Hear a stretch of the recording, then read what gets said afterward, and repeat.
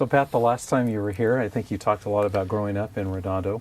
But what we like to focus on now is, let's say how the layout of Redondo has changed. What can you tell us about streets like Prospect and Pacific Coast Highway, Camino Real, how those have changed through the years?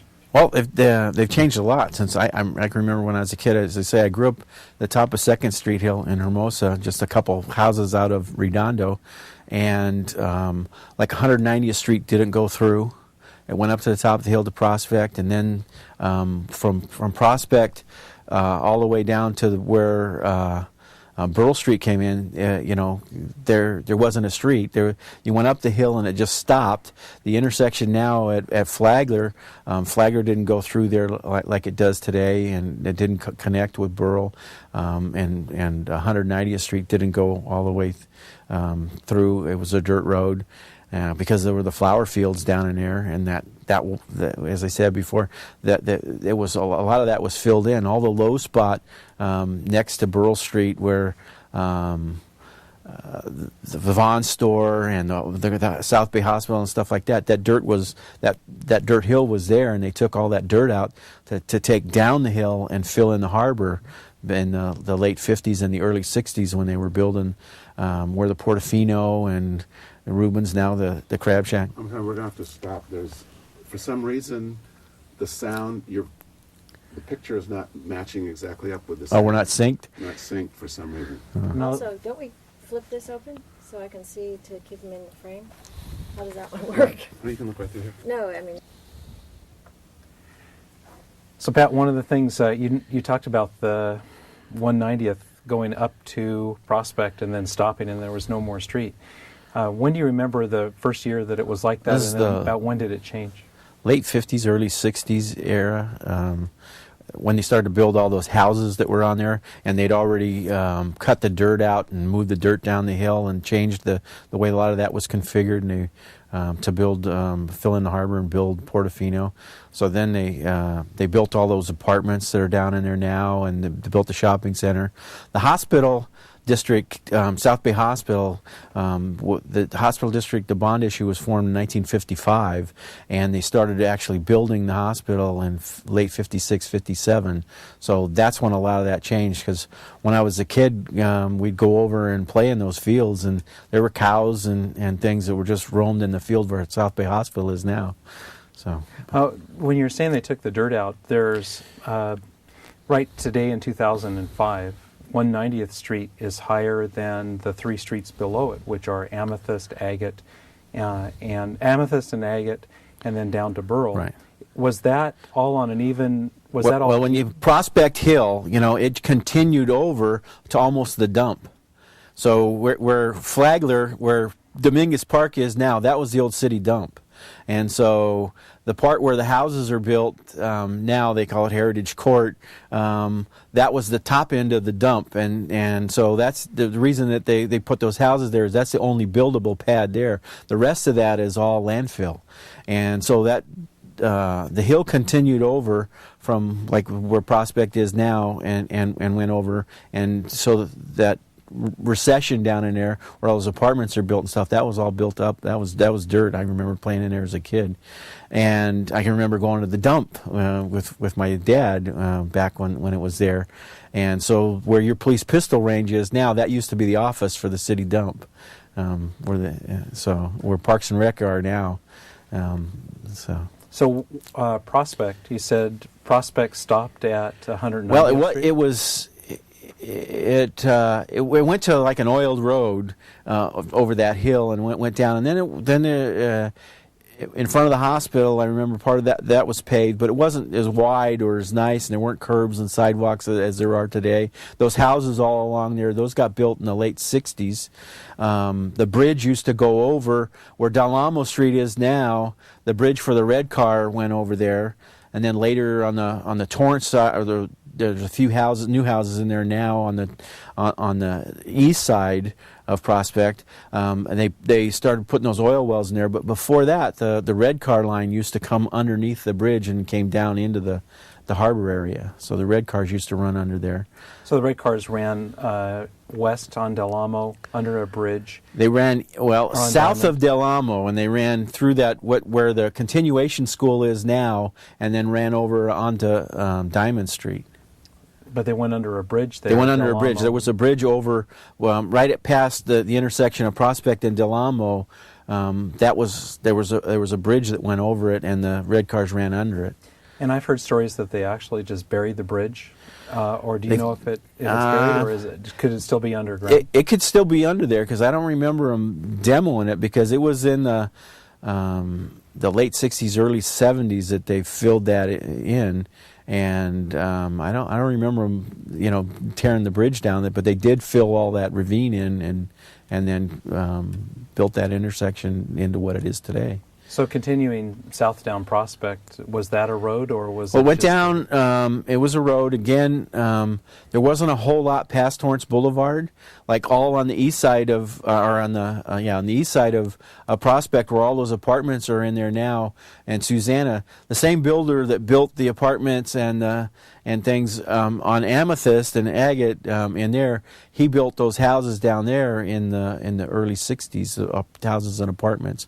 So there wasn't a lot on, and Brookside Village, that wasn't in there. That was all big hills, and where Alta Vista Park was, that was just all dirt. And I can remember back when I was new on the fire department.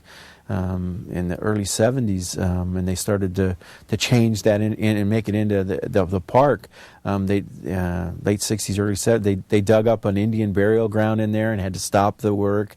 And there was an old cemetery in there that wasn't the Indian burial ground, but it was part of the early cemetery of Redondo. And they had to move the bodies out to Pacific Crest and to develop and put Nob Hill all the way through to Prospect and continue up into Camino Real. So those streets didn't go through, and they did that when they were building the school and making that park that's there now. And when you got past that, and there was the avenues, but the avenues weren't part of Redondo. A, B, and C were county land. And I can remember as a kid, for years, the people that lived in there voted not to go with the city of Redondo because it kept their taxes lower. When I first got married in 1966, my wife and I lived in an apartment on Avenue A, right there at the base, because the houses along Pacific Coast Highway were in Redondo, but that alley behind there on the east side, that's where the county started, and so all of A, B, and C were in the county land, and we lived in an apartment that was on that alley. And I can remember we had a fire there one time, and the lady that lives next door to us died in her apartment upstairs because the fire department came and stopped on Avenue A and didn't continue into the county, and she burned to death. And after that, they started responding in there. They set up a more formal mutual aid with the county. But before that, because of the kind of the infighting that was going on, the people voting not to go with the city of Redondo, they didn't respond in there. And so their fire service came from Lameda County Fire Station number 6, which is on Narbonne, just up from PCH down in there. And so they'd get sheriffs from Lenox and fire from Lameda. So when did you first take an interest in the fire service here in Redondo Beach, or that you noted of what the fire services were like in Redondo?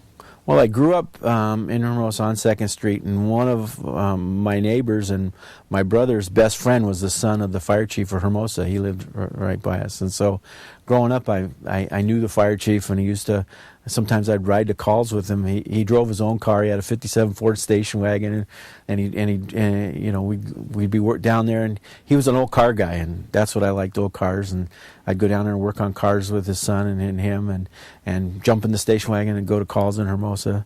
So I always kind of had an interest in the fire department.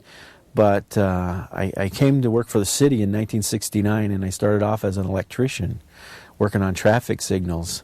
And it was kind of, I touched on it in the first one about how, it was kind of a fluke deal. I had a job as an electrician, and I was happy, but some people at City Hall said, you ought to take the fireman exam. So I signed up for it, but they had gone from 40 people taking the exam to over 300. And I went to the high school to take the exam, and I couldn't find a parking place, and I was getting ready to drive home. I thought, hey, I got a good job already. And if a guy hadn't have backed out, I'd have gone home and not taken the test. But I did get on the fire department. I'd been with the city a little over a year and got on the fire department in 1970. What type of history, in 1970, were there people with the fire department that had been there 30 years since 1940, and what kind of history did they give you about the fire department in Redondo Beach? Well, the fire department went full paid. They voted it in 46, and they started hiring guys in 47. So it was after the war, and they hired a bunch. When I say a bunch, they'd gone from like 5 or 6 regulars that were paid captains and engineers. They had 2 shifts at that time, so they had a captain and an engineer that worked. But then they went full paid and hired firemen and went on in 47. So they hired a lot of those guys at the end of the war. And then in 1970, they changed from 2 platoon to 3 platoon, and by then there were I think 11 guys on each shift. The department was about 40 people, and they put on a whole new shift. So when I got hired in 1970, they hired 11 guys all at once, which was the biggest group they'd ever hired. So it kind of changed the dynamic, and by 1970 it went from up to there were 60 people on the fire department. Now, was there an oral history that was given to you by firemen when you came on in 1970 about the great fires, some of the great fires or the great incidents?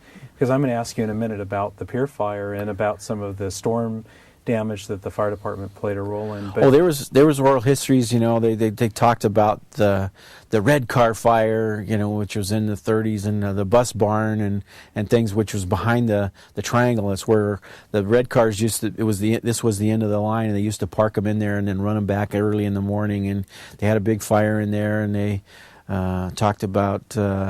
At that time, they only had the one station down on Bonita, and it was the biggest fire they'd ever had. And they ran out of hose. They didn't have enough hose to lay to the hydrants, and the whole place burnt down. And when you talk about the triangle, today it's where the Crown Plaza Hotel is, and exactly. Gold's Gym in 2005, which is bordered on the north by Beryl, on the south by Pacific, and Pacific in the intersection of Pacific and North Harbor Drive. And they took the Triangle Shopping Center was built in late 40s, early 50s, and it was the only place for people to shop other than going to Inglewood. And there were a Desmond's department store, and there was a Moto Day dress store, and a Owl drug store on the corner. And it was the place to shop because there was no South Bay Shopping Center, there was no Del Amo Shopping Center. Torrance was still just a little downtown place. There was a little downtown in Torrance, but it was nothing like it is today. I mean, I can remember Hawthorne Boulevard when it didn't have curbs and sidewalks, and it didn't continue all the way through paved. You'd go to a dirt oiled section of that. So the Triangle was the place for the late 40s, early 50s in that era. And then in 1957 they built the South Bay Shopping Center, and the dynamics started to change. And then early 60s they built the Del Amo Shopping Center, and that kind of put them out of business. And it went way downhill from there. And then through the 70s it went to antique stores and bait and tackle places and things like that, and the whole dynamic of that changed. And by then the theater was going downhill, and they were doing the redevelopment. But the Triangle continued on. They tore it down in the 80s to build the hotel. But when you talk about a theater, which theater were you talking about? The Fox Theater was right there on Harbor Drive, and it was the bigger of the theaters. We had 2 theaters in town. There was the Fox, which was right across the street there. It's now where Captain Kidd's is, and in that area. That's where the Fox Theater was west of Harbor Drive? West of Harbor Drive, where the Captain Kidd's restaurant is now, and it was... what was the name of that? The Happy Clam restaurant. It sat right there where the Happy Clam and that restaurant are. So that's where the Fox was. That's where the Fox Theater was, and Harbor Drive continued around and went up through there, and connected into Torrance Boulevard. Did you ever go to the Fox Theater? Oh, hundreds, thousands of times. Yeah. So, what do you remember most about the Fox Theater? I remember that Amador was the night manager, and I can remember him because he was so stern as the night manager, but he was so friendly when he was the chief secretary. So it's kind of like he had two different hats, you know, when he ran the show and when he worked in the police department. So that was interesting. But I can remember sitting in there watching, you know, movies and matinees when we had the storms, and the water would come over the breakwater and beat on the doors. You could hear it slamming up against the side of the building and hear it sloshing around in the basement down below, and you know, so interesting things. And they wouldn't at that time, when I say it was kind of stern, because they wouldn't let kids go up in the balcony unless you were with a parent. And so you had to sit down, and they pushed you towards the front rows. They didn't let you sit in the back rows where it was dark and things like that. So one of the stories we've heard are that there were rats in the Fox Theater. Were you ever aware of? Oh yeah, there were rats in the Fox Theater. You could feel them run across your feet because of the candy and the popcorn that got dropped in there. You know, you'd be sitting there and then you go, "What was that?" You know, and then they'd be running around. And you'd hear noises, and so. But it was an interesting place because the other theaters were they were more modern and less fancy, and this one was the old vaudeville theater, and you know, it had all the murals painted on the walls and the things that looked like balconies up towards the screen, but which they were just phony, but they had people painted in them and things like that. So it was really a grand theater. And I remember being on the fire department. It was one of our nemesis because when they started to tear it down, it was one of those things that was built in late 20s, early 30s, and it had real thick, you know, 2 and 3 foot thick concrete walls with lots of rebar in them. So when they were tearing it down, they had to cut the rebar, and we'd go there every day, every night especially, because they were cutting the rebar with torches, and the fire would start to smolder in the middle of the night. We'd get calls down there, so for a month or two we went there every night and put fires out. So what year was that it was torn down, that they were cutting the rebar? I think like 72, I think, 71, 72. The area that you're describing with the Fox is that through all the years of the history of Redondo, it seems that the storms have done damage there. Oh, yeah. What do you remember about damage to, say, the Fox or to the Strand? There used to be a boardwalk. I don't know. Was the boardwalk there when you were a young man? Well, or? I can remember that there were houses still there when I was a kid, but there weren't as many as you see in the old pictures. I can remember as a kid watching Channel 5 and seeing Fifi Malouf on Channel 5 being interviewed by Dick Lane, you know, as the floods would come in, and all the houses that were still there were all damaged and storm damaged, and it would go on for days and days, you know, because the breakwater wall itself was built in '39, and it was a lot lower than it is today. I think like 8 or 10 feet lower, and the water would just wash over during the storms, and it would come in. And there wasn't a boardwalk when I remember, but because the beach came right up, and like as I said earlier, I can remember as a kid going down there with my dad, and you know, we had a boat, and you drive out onto the sand and launch a boat right inside the harbor. You know, there was no boat launch; you'd launch it right from your trailer right into the water, but. There were still houses along there, and there were some commercial stuff, because I remember Velzy and Jacobs had a surfboard shop there, and right near where Portofino goes in now, it was right near there, and there were houses that went all the way down to Hermosa, next to where what's the Sea Lab now. That building was there. They built the Edison plant in 1947, and so I was born in '48, so that was all there. So in your firefighting career, I think one of the biggest fires that Redondo has ever had was the 1988 fire with the pier. Right. What can you tell us about that? I did touch on it a little earlier, but '88 was probably the worst year financially for the city, because we had the storm of January 17th of 1988, which wiped out part of the harbor. In 1988, there was over $30 million worth of damage in our harbor. Started with that storm, then there was the April storm, and then there were May 27th was the pier fire. So between January and May, in a 6-month period, there was over $30 million worth of damage. What was it like on the day of the fire? Were you working that day, or did you come in? I was the incident commander on that call. I was at station number 2 as a battalion chief. After lunch each day, I'd go out to the other station, and I was there. The call came in at 1:40, and there were a number of calls. Those dispatch, they knew it was a real call. They said, we've got a number of callers. And so I left Station 2. I can remember hitting the top of 190th Street Hill, because immediately we used to do what was called plans. Our fires were put in plans, and because of the reports of the amount of smoke and the number of reports that we had on the fire, I immediately put in a Plan 1, which fills our stations with units from the other cities. Upgraded it to a Plan 2 when I hit 190th Street, and you could see the smoke. You knew it was a real going fire. And then went to what's called Plan 3, which is all the resources that we can get from the other South Bay cities.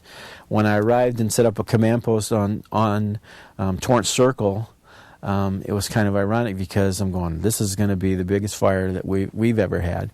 Because in the history of Redondo Beach Fire Department, we'd never called in the county. We'd gone to the county and assist, and every year we go on brush fires and things with the county, but we had never called the county in to assist us on a fire.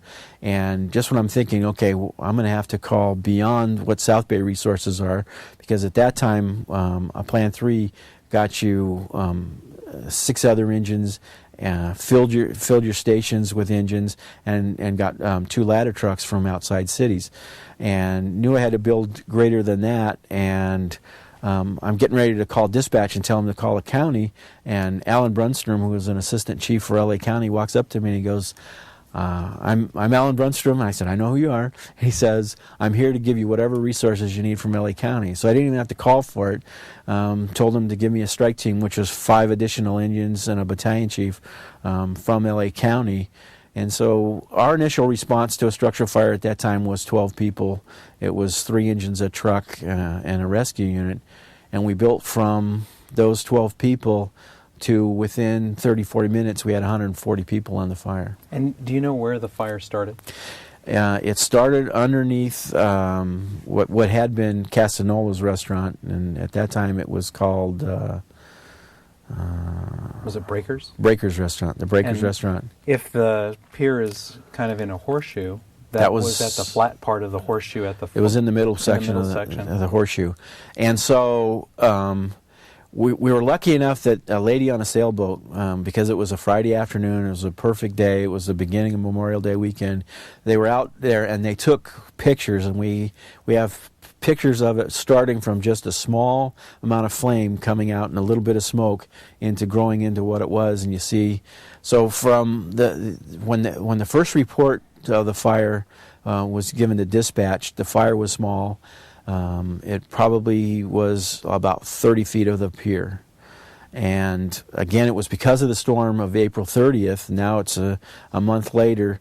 And there were different electrical companies there. There was a private electrical company there working on the electrical for the Breakers Restaurant. The Edison Company had people restoring their lines that got knocked out, and then the fire, the city electricians that were doing work on the city. So there were 3 different electrical systems under there. One belonged to the city, one belonged to the private, and one belonged to the Edison. And there was an Edison transformer right outside the Breakers Restaurant, and so they'd all just completed their work. So we don't know which electrical system did it, but Jim Bailey and Gary Rubottom were there restoring the concrete decking of the pier, and they were immediately there, and the vault was open, and they went underneath there and saw the fire when it was probably less than 6 feet in diameter, and it just grew. We were there, and from the first call, it was about 7 minutes. We got on scene, and we're out at the restaurant itself, and it grew from about 100 feet of pier going at that time. The first lines we had on it and stuff were probably about 12 or 14 minutes into the call, because we had closets with fire hose and fire hydrants and things until we had the first water on the fire. But it was probably about 300 feet of pier going by then, and we were able to contain it to 500 feet of the pier that was ultimately lost. But on that 500 feet of pier were 17 businesses. one of the frustrating things is I set it up in 2 sectors, a north sector and a south sector, and gave the Torrance Battalion Chiefs the north sector, and that's where the Cattleman's restaurant was. And they were able to save Cattleman's restaurant. We didn't lose that one. We lost the Breakers restaurant and the Edge restaurant, which were the 2 big ones, and then Myriad Pearl, and then 14 other smaller business gift shops and things like that. So we really contained it to a small amount of damage for what was there, because it was all creosote-soaked wood pier, and we could have lost the whole thing. It's afterwards there were a number of seminars, and they likened it to having a high-rise building laying on its side and the ground being on fire, because it burnt from underneath and consumed it. But we lost that, but we saved the Casanola's restaurant, which was it turned out to it was trying to remember what it was now. It was a steakhouse then, but on Sunday we went back down there, and another storm came in and took out that whole end of the pier, and we stood there and watched the restaurant fall in the water. So the restaurant that you saved from fire ended up being taken by storm? By storm 2 days later. How did you feel? Did you spend a lot of time on the pier when you were young? Yeah, I worked in a couple of the restaurants there as a busboy as a kid, because my dad was in the restaurant business, so he had a number of friends, and I didn't want to work for him, so I worked in a couple of restaurants, my brother and I. So yeah, I spent time on the pier. So did you feel any personal commitment when you were trying to fight that fire, and do you think that was felt by a lot of the firefighters? Oh, well, there's a lot of commitment. All of our guys are home. Like on my shift at that time, there were 5 guys I went to high school with, and we'd all grown up there. And a lot of the guys were from the local area. When I came on the fire department in 1970, you had to live in the city. To be an employee within 6 months of being hired, you had to live here, and a lot of the guys that applied were residents here. So yeah, we had long time histories with that area and things like that. One of the things that you talked about earlier were about different buildings in the city, and they asked you a question about an old house that was built somewhere along the Esplanade before the condominiums were built. Irons Cottage. And then south of that, there was another building with a Queen Anne tower. Right you talked there. About how that was taken off that building and put someplace else. That was at Topaz and the Esplanade, and that building, the tower that was on it, across the street from the fire station now is what they call a Queen Anne Victorian, and it's a real elaborate Victorian-looking house, and there's it's in a lot of magazines and books about Queen Anne structures and what a wonderful building it is, and it's lucky that we're able to save it. Well, that was a 1-story bungalow up until the 80s. It used to be, I can remember when it was a fraternity house in the late 60s, because I was in a fraternity that was our fraternity house, and they took the Queen Anne Tower off of that, and a guy named Mike Cunningham owned a foreign car wrecking yard, and he made it into that. So it wasn't one of our heritage that had been saved, but he did a nice job of remaking it into a San Francisco style Queen Anne house. As a firefighter, I think you're probably aware of the way things are built and where your older houses are. What can you tell us about some of the older houses in Redondo at different places and their unique history that you might know about? Well, I can remember when it first came on the fire department, there were all kinds of the old wood balloon construction buildings that we had, and one of them, we had a big fire at the one that was on the corner of Diamond Street in Catalina, and it had been a big old mansion that was on that corner, and they divided it into 8 apartments and later on, and once you'd have a fire in one apartment, because of the construction there were no fire stops, it would start and it would run all the way to the ceiling and run across the attic, and by the time you got there'd be a good portion of that building engulfed in flames. And so we did lose some buildings, but most of those, because of the mid-70s and the early 80s, when it was called Redondo Beach, and they were taking anything that looked at the ocean down and building all the condos. and probably in the 50s and 60s there were a lot of apartments being built, and that whole dynamic changed when the condominium concept came in, and all those structures were lost. There's I think we have less than 50 of the pre-1933 structures left in the city now. Today, in 2005, you would think that there were fewer than 50. Yeah. Because, anything of any constant size, there's a lot of the little beach bungalows left, but any of the big old houses are gone. As a firefighter, what fire that you recall had the greatest loss of life in Redondo Beach? The greatest loss of life in my career was an apartment fire that we had on Beryl Street in 1987 when some high school students were at a party and they were drinking beer and got upset with the older man that was that had the apartment, and he'd give beer and wine and drugs to these high school kids to have them come over and be at his apartment. And it was 87, the year before the pier fire on Memorial Day weekend in that structure, and these kids came back later and put charcoal fluid all through the first floor and set it on fire. And it was an apartment there on Beryl Street, and it had an open stairwell. It went to the second floor, and it worked like a chimney and trapped 3 people up above. I was the battalion chief on that fire, and I can remember responding in, and there was a police officer already on scene. As a matter of fact, he parked in front of the hydrant, which blocked our access to that. But he was screaming over the radio to the dispatch. The dispatch was relaying to us that it was well involved.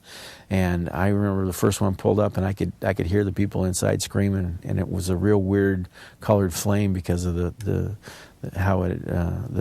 lighter fluid stuff that started it. And so 3 people were killed there, and those 2 high school students were charged with their murders, and they're still in jail. Going back to, let's change the subject. Going back to high school, I know that you have many classic cars now that you take care of. What years did you go to high school, and then what cars did you have back then, and what was the scene among young kids with cars? Because I think that was captured in the movie American Graffiti. Mm-hmm. And I think that about the time that you were in high school. Well, I went to high school, Redondo High, started in September of 1962 and graduated in June of '66. And that era was the surfing was at its peak, and so what kind of car did I have in high school? I had a couple of Woodies, so I had a Woody, and I surfed in Hermosa and Redondo, and then in my senior year I had a '56 Chevy. So it was the time of when surf music was the big thing. It had gone from the 50s style music into surf music, and it started off as the Bel Aire Club and then the Riviera Club and things in Redondo, and so a lot of kids came from all over to hear surf music being played there.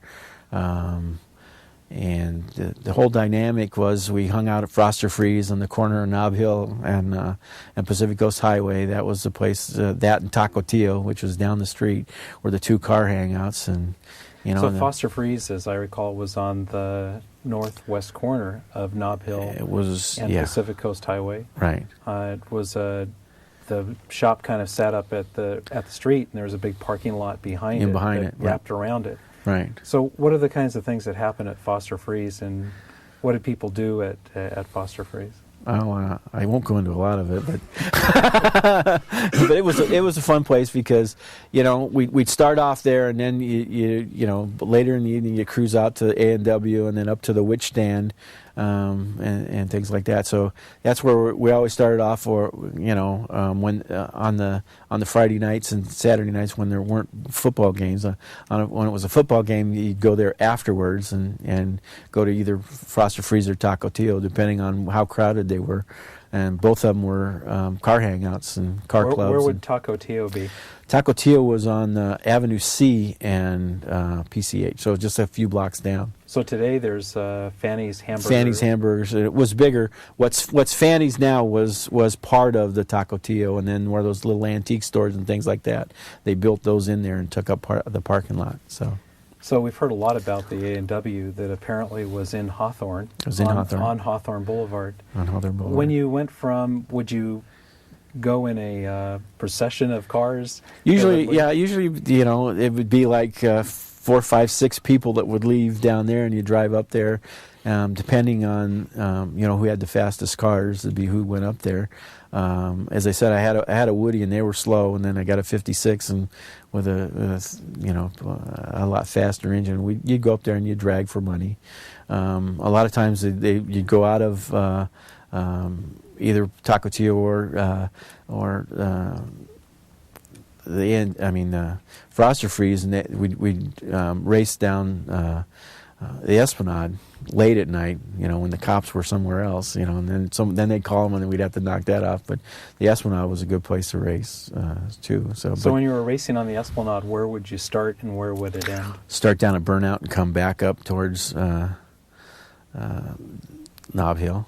So Burnout is down at the end near Vista Del Mar and Paseo de la Playa. Mm-hmm. We've heard different stories about where Burnout came from. They said there used to be a Riviera Beach Club. That's where it was. It burnt down in 1957, so that's why they called it Burnout.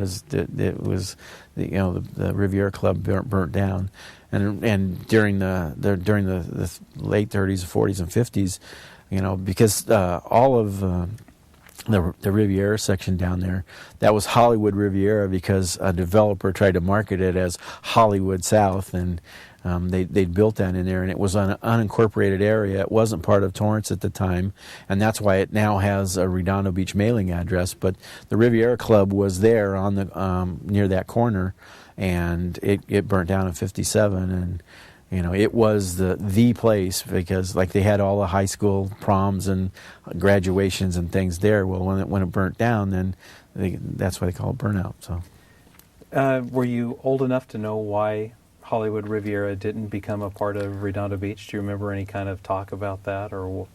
Well, I can remember as a kid, my folks talking about it, because the Hollywood Riviera, Walteria, all that area were not part of Torrance, and which they are today. And Redondo, for some reason, the people in Redondo wouldn't, when it would come up for a vote, they'd vote not to annex it. Or those sections would vote not to go with the city of Redondo, and ultimately they end up going with the city of Torrance. But like I said, all of the Hollywood Riviera section has a Redondo mailing address, and a good portion of those people think they're part of the city of Redondo Beach. So until 911 came in, they used to always call us, police and fire, to respond, and then they'd have to tell them, no, you're actually in the city of Torrance, and so when you were racing back in those days, what was the fastest miles per hour that you would reach on the Esplanade? Well, we didn't have anything. We didn't have anything to time us, so you'd go by your speedometer. But I was dragging at Lions also. I had a drag car, and so we would probably get up into the 90 to 100 mile an hour range. So were there any bad accidents among your friends that were driving at the time? I don't ever remember an accident happen. I can remember getting busted, cops hiding out for us and catching us, Where would you race when you went up to A&W? On Hawthorne Boulevard. So was Hawthorne Boulevard... Because that's Sheriff, see? That was in Lawndale, so... Well, today we look at Hawthorne Boulevard, and almost every intersection has a traffic light on it. What was it like, and how many lanes was Hawthorne Boulevard in 1962? It was different than it is now, but there still was the center section in there where they park cars, and sometimes you could they'd leave there and they'd go over to areas like out where once they built Santa Fe, and Santa Fe the street was in, but there were no businesses on it, and you drag out in there, or on Freeman alongside of. So yeah, a lot of guys would try it on Hawthorne Boulevard, but they'd usually get popped by the sheriffs. But then you'd go into the places where the cops weren't, and drag on those long dark streets at the time. We haven't talked too much about North Redondo Beach, mainly because you lived on the Hermosa-Redondo border. But what do you remember about Redondo Beach north of 190th Street in the early 60s? Well, in the early 60s, they'd already started to build some of those houses in there, because in the late 50s, like I live on Havmeyer Street and now, and they built my house in '56, so there was houses built there. But up closer to the border, those houses down in the gully, they Armour and down in there, those houses got built in the late 50s, early 60s, and I can remember there was a farm there when I was a kid. We used to go over there. There was a hospital, an old hospital on the corner of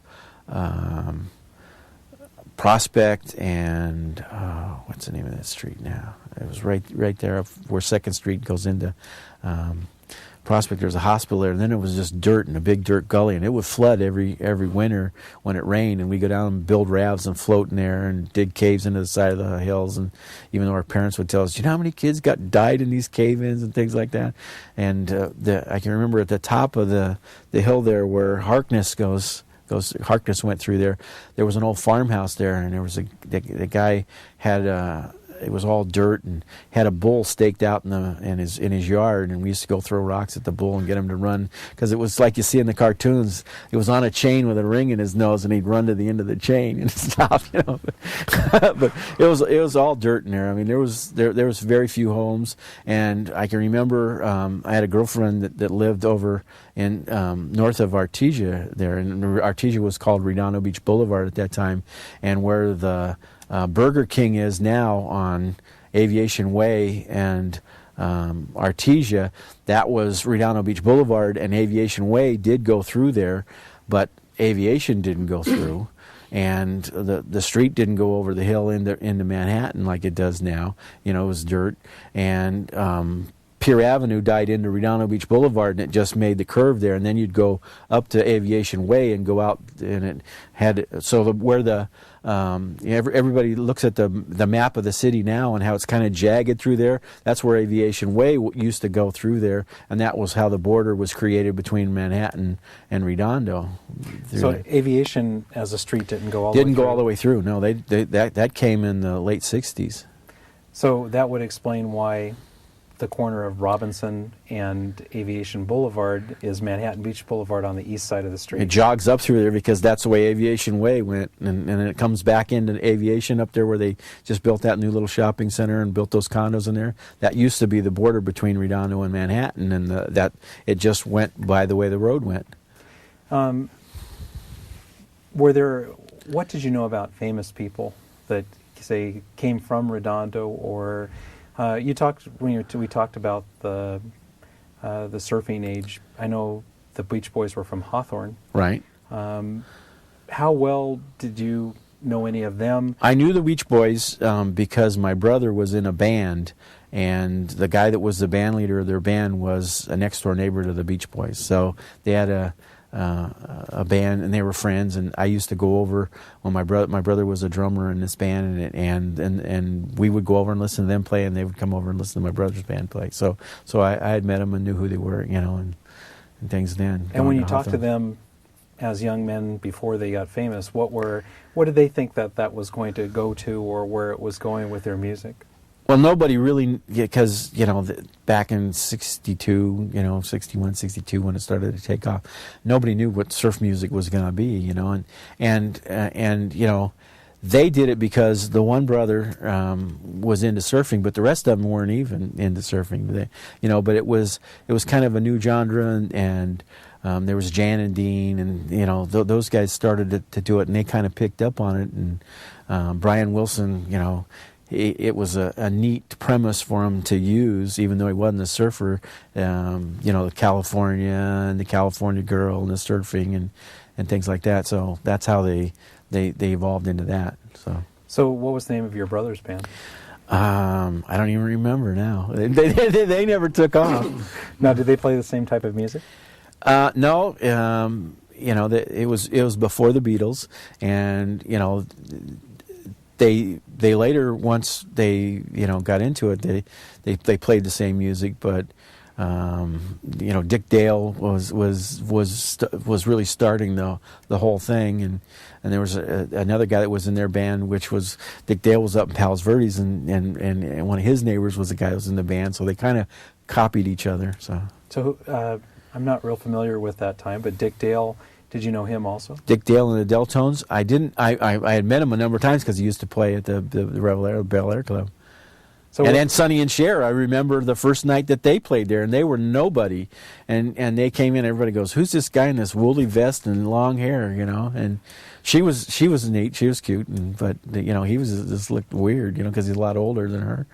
So, and what year was that? That was in 64, 65. And where did you first see them play? At the it was on Catalina, and started off as the Bel Aire Club, and then it became the Bel Aire Club. And they converted it from it was the garage where they repaired all the school district cars and stuff, and then they made it into a club.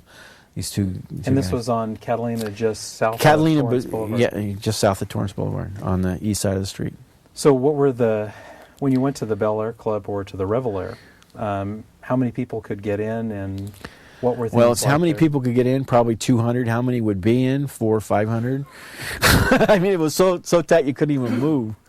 And what kind of music were they playing? Surf music. So when Sonny and Cher played there, do you remember seeing them? How many times do you think they played there? And you earlier had said something. I remember seeing them, and then the Turtles started there because they were from Westchester. And so, then they became Flo and Eddie, but they were the Turtles to start off with, and they started off there. So when they what Dinah had said is that they were initially called the Crossfires, yeah, and then they became the Turtles. right. You mentioned that Sonny and Cher being at the Bel Aire. You also said earlier that Cher owned one of the first Esplanade condos. Yeah, once they became famous and made a lot of money.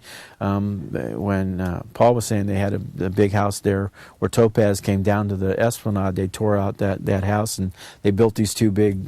At that time, they were big bucks because I think they sold for like $800,000 when they started, and that was in the '70s. So that was a lot of money to get a beachfront condo, but it was. So she lived in the unit on the water. So. And how'd you become aware of that?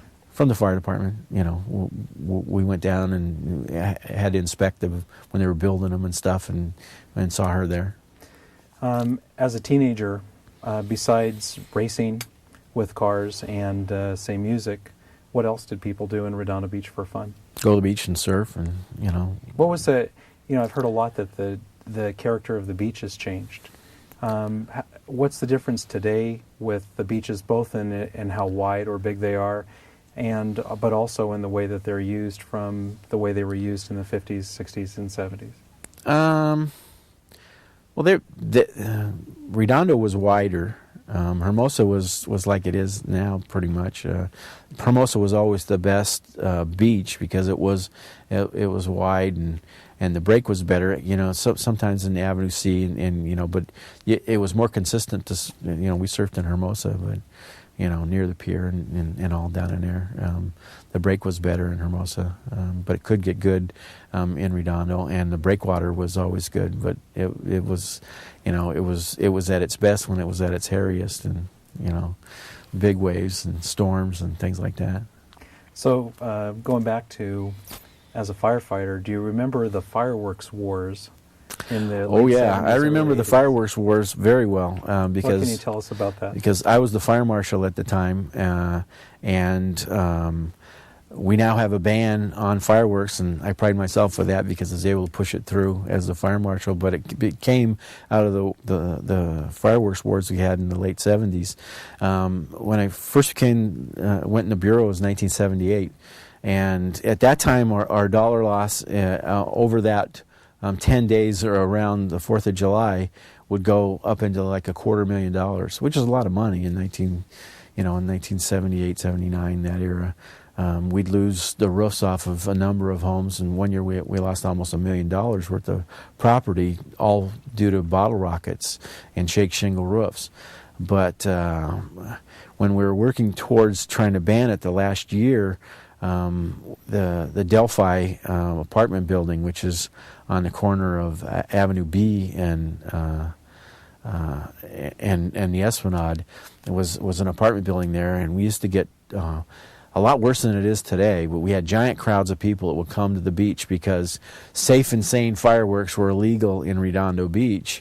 And so we'd get all the flatlanders coming in to come to the beach, people from 40, 50 miles away. They could buy their fireworks, their legal fireworks here, but that meant that, 10 to 20% of the people would buy legal fireworks and set them off, and 80 to 90% of the people would come in with the illegal stuff, the bottle rockets and the rockets and all those things. And we actually had a war where the people on the beach were shooting their fireworks off, and they used to shoot them off over the ocean. Well, then it got that wasn't challenging enough, so they were firing up at the Delphi, and the people in the Delphi were firing them back, and it would land in there, and they'd have sliding glass doors open, and we had some go in and set apartments on fire. And then the people from the beach got upset with the people in the apartment building, and all of a sudden this giant mob storms the apartment building, and the police all had to come down and break up the near riot we had there. But we were always kind of secondary to the fact that Hermosa Beach would be even worse. And, they'd have to close Hermosa Avenue, and the sheriffs would come in force. And so it would be the wars in between, So we were able to outlaw fireworks due to the wars that we had, also due to an arrest that I made. What was the arrest that you made? I did one of these things where they say, how could you really upset your boss? We had a fire in North Redondo, and I was the fire marshal, and safe and sane were still legal. And I got called down to the police department. They had a mother and a father and a small child there. They wanted me to see, and Shirley Iverson was the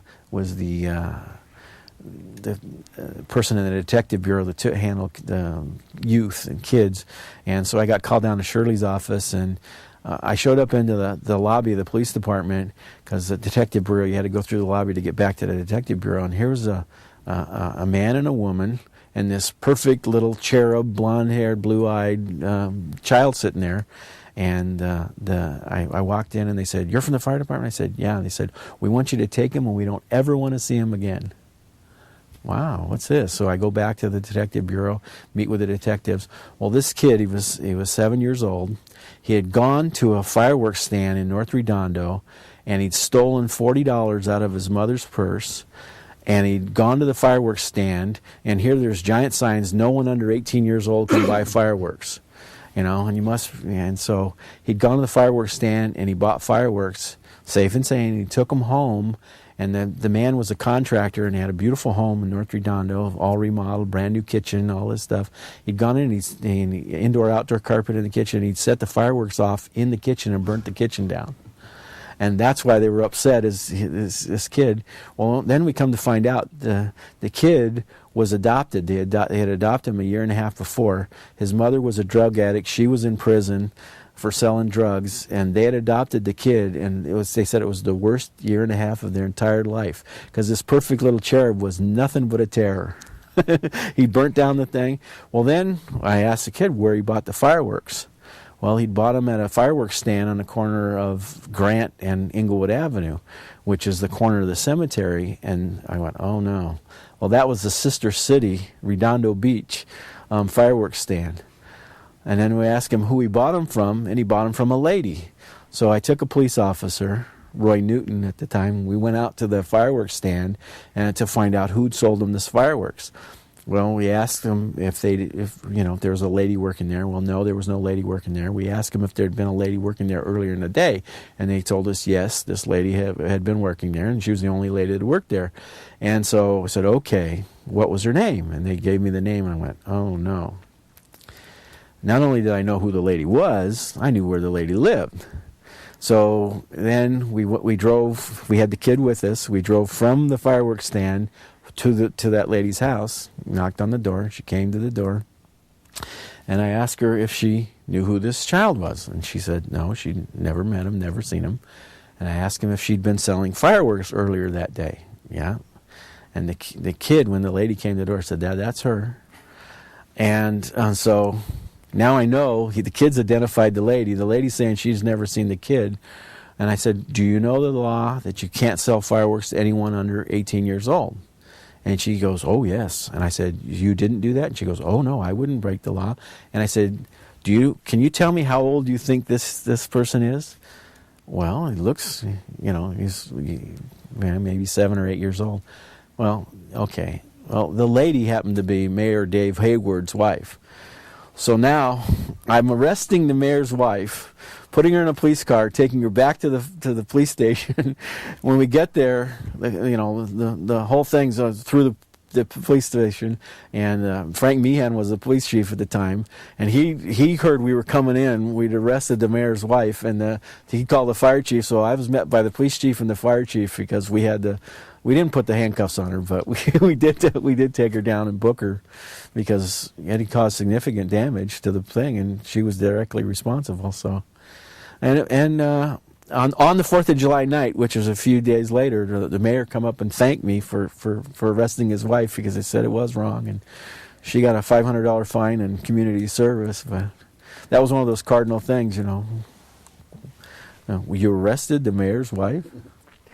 One of the things that when you talk about fireworks is a lot of people get hurt by fireworks every year. Well, that was one of the key things that we did. Is I can remember going down onto the beach, and there was like a 5-year-old girl that almost had her eye taken out. A bottle rocket had hit her in the face and hit her in the cheek and come out right next to her eye. And we had kids that had their hands blown off from M80s, and so between bottle rockets and M80s and firecrackers, we had lots of injuries.